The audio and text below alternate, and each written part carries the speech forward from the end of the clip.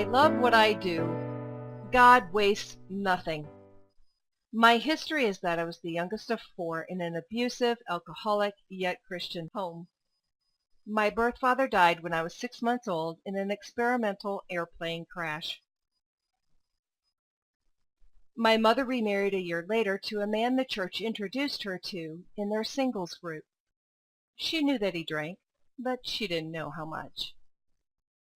The dysfunction started shortly after their marriage when my stepfather was found beating my mother while I was in her arms.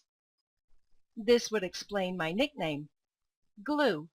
I would always stay close to my mother. This type of abuse spread physically and emotionally throughout our household. We never spoke of our birth father. In fact, I didn't know that I was adopted until I was 12 years old. All of my siblings left the house the first chance that they could. Alone in a home with a massive intimacy disorder, I experienced the silence of my parents, who occupied opposite ends of the household. I vacillated between seeking approval and staying stoned, numbing out daily with my preferred method of coping. I also left the house early. I married at 17, but not before arranging the loss of my virginity, having multiple sexual partners, and an abortion before my 16th birthday. I married a sex addict. He was addicted to pornography. I vowed if I can't beat him, I'd join him. I made it my mission to be every woman, and I thought that I could be enough and he wouldn't need the pornography anymore. We were married 20 years. Pornography was a constant battle.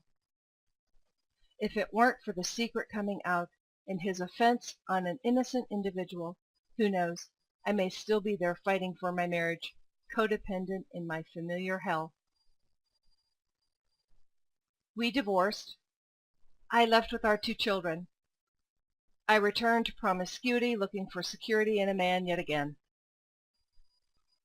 Thankfully, that road wasn't long before the Lord intervened. I rededicated my life to Christ, and he asked for my sex life. I said, "You can have it, because it's not working for me anyway." But I certainly didn't know how to live without it. On that day in August of 1999, I began my recovery journey, a very slow-peeling process during a time when there were no sexual addiction recovery resources available. Fast forward to 2007. After graduating from a 2-year Greek and Hebrew ministry leadership course, I left a 30-year sales and marketing career to start Forgiven Much Ministries, a full-time sexual addiction recovery ministry, not knowing anything but an intense desire to make a difference and to speak about sexual addiction and plant support groups. The Lord tuned my ear to follow his voice, and he shed light very faithfully on every next step. Now, at the time of this recording, some 10 years later, I pray that what God has made manifest through this ministry gives you hope of what he might do with you and your story, so that you too will say, "God wastes nothing." You'll hear plenty more details about my journey as they're needed throughout the CIAR training. Here are some illustrations on the course and scope of the work of this ministry.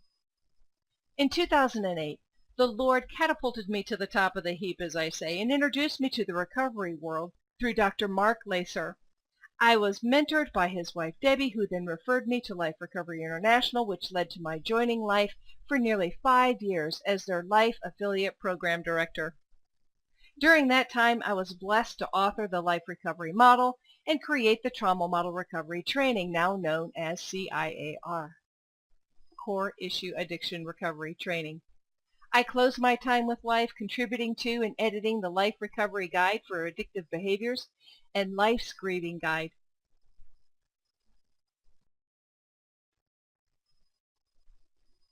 In 2012, the Lord introduced Forgiven Much Ministries to the human trafficking movement.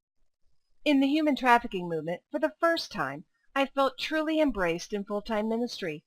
The human trafficking movement understands the supply and demand logic of the sex trafficking equation. The ground for sexual addiction recovery ministry has been very hard going through the front door of the church.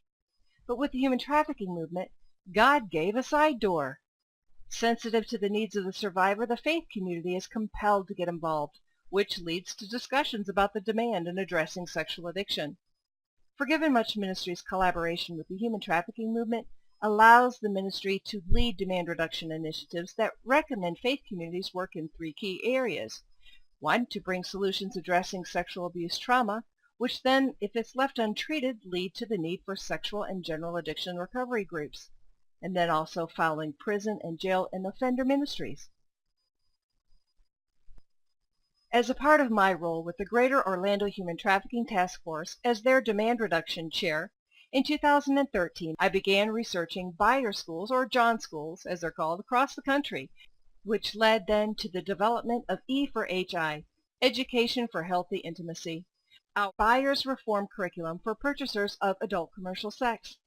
E4HI is modeled after the DUI program and is a trauma-modeled restorative justice approach to treatment addressing demand for both court-mandated and diversion cases.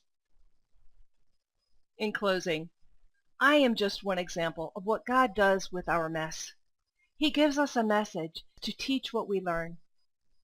And remember, God doesn't call the equipped. He equips the called.